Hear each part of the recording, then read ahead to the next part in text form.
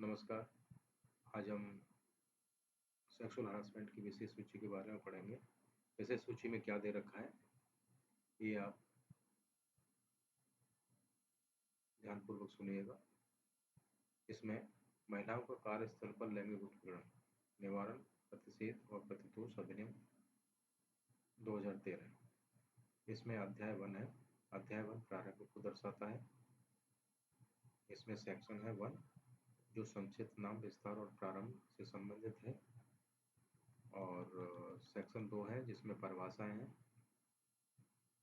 Section 3 है लैंगिक उत्पीड़न से निवारण के बारे में है। अब हम पढ़ेंगे। अब हम अध्याय 2 के बारे में है। इसमें आंतरिक परिवार समितियों का गठन है, और इसमें सेक्शन है आंतरिक परिवार समिति का गठन। सेक्शन जो 4 है आंतरिक परिवार समिति का गठन, जिसको हम शॉर्ट में एक ICC भी बोल सकते हैं। अध्याय 3 है स्थानीय परिवार समिति का गठन, इसको लोकल कंप्लेंट कमेटी बोलेंगे। और इसमें सेक्शन है 5 जिलाधिकारी की अध्यक्षता के बारे में। सेक्शन 6 है स्थानीय समिति का गठन और उसकी अधिकारिता। सेक्शन 7 है सेक्शन 7 है स्थानीय समिति की संरचना, कालविधि और अन्य निबंधन तथा शर्तें। धारा 8 है अनुदान और संपरीक्षण। अध्याय 4 में प्रवाद के बारे में है। इसमें सेक्शन 9 लैंगिक उत्पीड़न का प्रवाद के बारे में है। 10 में सुलह के बारे में है। धारा 11 प्रवाद के बारे में जांच के संबंध में है। अध्याय 5 में प्रवाद के बारे में जांच के बारे में है। धारा 12 जांच के लंबित रहने के दौरान कार्रवाई से संबंधित है। धारा 13 जांच रिपोर्ट। धारा 14 मिथ्या विस्फोट, प्रवाद और मिथ्या साक्ष्य के लिए दंड के बारे में है। धारा 15 प्रतिकर का अवधारणा है। धारा 16 प्रवाद की अंतर वस्तुओं और जांच कार्रवाई के प्रकाशन या सार्वजनिक करने का प्रतिषेध है। धारा 17 है प्रवाद की अंतर वस्तुओं और जांच कार्रवाई के प्रकाशन या सार्वजनिक करने के लिए संस्थि। धारा 18 है। 18 में क्या है देख लीजिए, अपील के बारे में है। अध्याय 6 है जिसमें नियोजक के कर्तव्य के बारे में है। धारा 19 नियोजक के कर्तव्य। धारा नियोजक के कर्तव्य के बारे में बताती है। अध्याय 7 है जिलाधिकारी के कर्तव्य और शक्तियाँ। इसका सेक्शन 20 है जिलाधिकारी के कर्तव्य और शक्तियाँ। अब अध्याय 8 है प्रकीर्ण। प्रकीर्ण में क्या है? सेक्शन 21 समिति द्वारा वार्षिक रिपोर्ट प्रस्तुत करने के बारे में है। धारा 22 है वार्षिक रिपोर्ट के नियोजन द्वारा जानकारी का सम्मिलित किया जाने के बारे में है। धारा 23 है संशोधित सरकार द्वारा कार्यान्वयन की मॉनिटरिंग और डाटा रखा जाना के बारे में है। धारा 24 संशोधित सरकार द्वारा अधिनियम के प्रचार के लिए उपाय करना है। धारा 5 सूचना मांगने और अभिलेखों का निरीक्षण करने की शक्ति के बारे में है। धारा 26 है अधिनियम के उपबंधों के अनुपालन की संस्थि के बारे में है। धारा 27 है न्यायालय द्वारा अपराध का संज्ञान लिए जाने के बारे में है। धारा 28 अधिनियम का किसी अन्य विधि के अल्पीकरण में होने के बारे में है। धारा 29 संशोधित सरकार के नियम बनाने की शक्ति के बारे में है। धारा 30 कठिनाइयों को दूर करने की शक्ति के बारे में है। अब इसमें आप देखेंगे महिलाओं का कार्यस्थल पर लैंगिक उत्पीड़न निवारण, प्रतिषेध और प्रतिशोध अधिनियम। अगर हम रूल के बारे में, नियम के बारे में बात करेंगे, जिसमें रूल 1 है संक्षिप्त नाम और प्रारंभ के बारे में कहता है। रूल 2 परिभाषाएं के बारे में कहता है।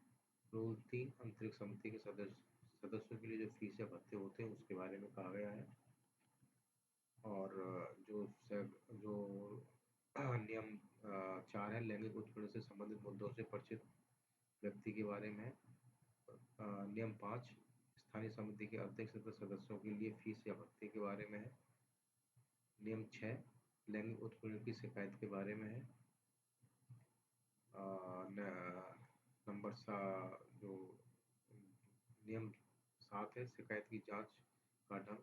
जैसी शिकायत की जांच किस तरीके से की जाएगी उसके बारे में। नियम 8 है जांच लंबित रहने के दौरान शिकायतकर्ता को अन्य अनुतोष के बारे में, जो अनुतोष मिलेंगे उसके बारे में।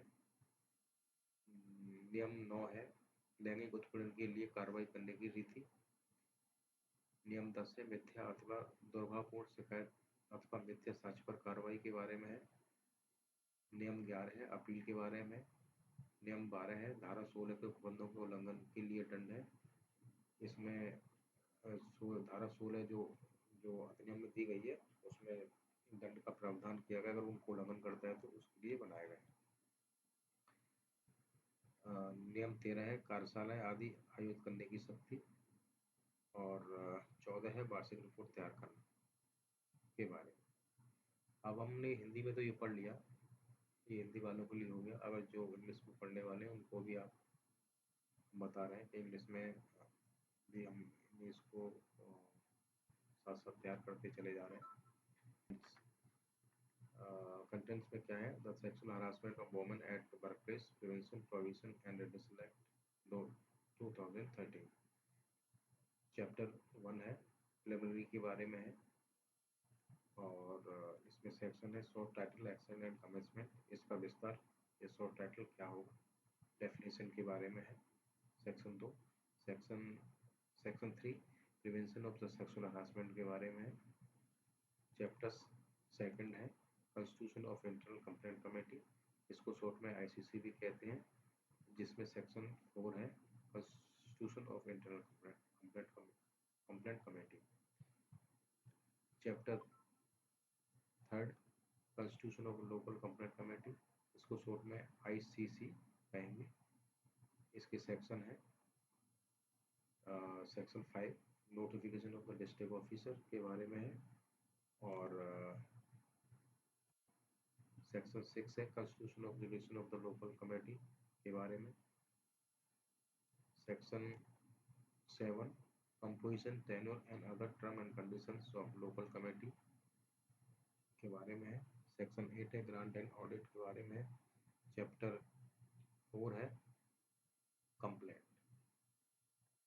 कंप्लेंट जो शिकायत जो कंप्लेंट है, जो भी अगर शिकायत करनी है तो हम सेक्शन 9 में करेंगे। तो सेक्शन 9 है complaint of the sexual harassment. Section 10 है कॉन्सिलिएशन के बारे में है। सेक्शन 11 है इंक्वायरी इनटू द कंप्लेंट, इसमें इंक्वायरी होगी कंप्लेंट की। चैप्टर 5 है चैप्टर 5 है inquiry into the complaint. Section 12 है action during pendency of inquiry, जिसमें काम किया जाएगा पेंडेंसी जो कंप्लेंट की इंक्वायरी के बारे में। सेक्शन 13 है इंक्वायरी रिपोर्ट के बारे में है। सेक्शन 14 है punishment for the false and malicious complaint and false evidence के बारे में, अगर जिसने फॉल्स कंप्लेंट की है या फॉल्स एविडेंस दिया उसके बारे में। सेक्शन 15 है डिटर्मिनेशन ऑफ द कॉम्पनसेशन के बारे में, जिसमें कॉम्पनसेशन निर्धारित किया जाएगा। और सेक्शन 16 है provision of publication of making known content of complaint and inquiry proceeding. इसमें प्रोविड किया गया है कि कोई भी कंटेंट है कंप्लेंट का या इंक्वायरी प्रोसीडिंग है उसको प्रोविड किया गया है। सेक्शन 17 है पेनल्टी फॉर द पब्लिकेशन और making known content of complaint and inquiry proceeding. ये लगभग मान के चलो पेनल्टी है फॉर इसमें जो अपने प्रोविजन जो कंटेंट को करेंगे।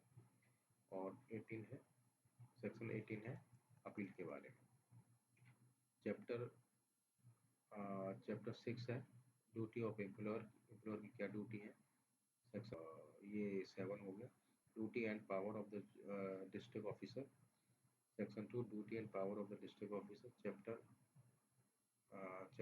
चैप्टर 8 है मिसलेनियस। मिसलेनियस में क्या है, section 21 committee to submit annual report के बारे में। Section 22 employer to include information in annual report के बारे में। सेक्शन 23 है appropriate government to monitor government इसमें मॉनिटर करेगी और इम्प्लीमेंटेशन करेगी और डाटा भी मेंटेन करेगी। सेक्शन 24 है appropriate government to take measure to the publish the act. ये सेंट्रल गवर्नमेंट के बारे में बताया गया है। सेक्शन 25 है power to call for information and inspection of the report. Section 26 है penalty for the non compliance with the provision of the act के बारे में है। सेक्शन 27 है cognizance of the offence by the court, ये cognizance by court के बारे में है। सेक्शन 28 है act not in the derogation of any other law.